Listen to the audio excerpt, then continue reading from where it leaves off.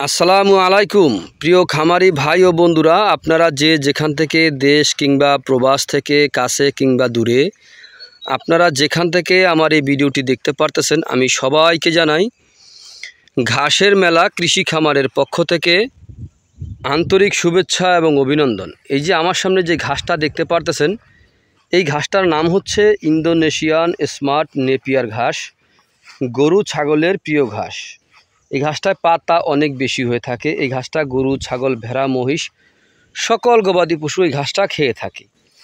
Indonesian smart Napier ঘাসে পাতা হয়ে থাকে, প্রচুর পরিমাণে পাতা। এই ঘাস যে কোনো মৌসুমে আপনি রোপণ করতে পারবেন অথবা যে কোনো জমিতে আপনি রোপণ করতে পারেন। যেমন আপনার এঁটেল মাটি, বেলে মাটি, দোআঁশ মাটি, সকল প্রকার মাটিতে আপনি ঘাসটা রোপণ করতে পারবেন। তো আপনি যদি গরু অথবা ছাগলের খামার করতে চান তাহলে আগে ঘাস চাষ করবেন।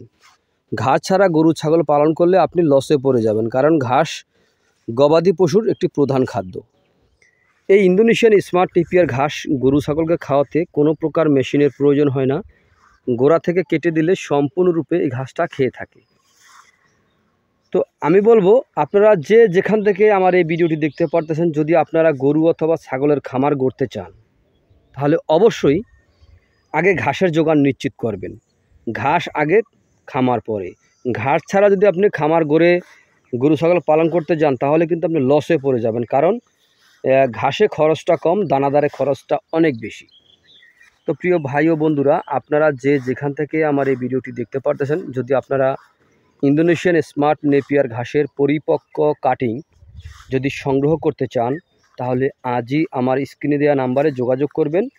আমরা এই ঘাসের কাটিং বাংলাদেশের প্রতিটা জেলা উপজেলায় আমরা ডেলিভারি দিয়ে থাকি।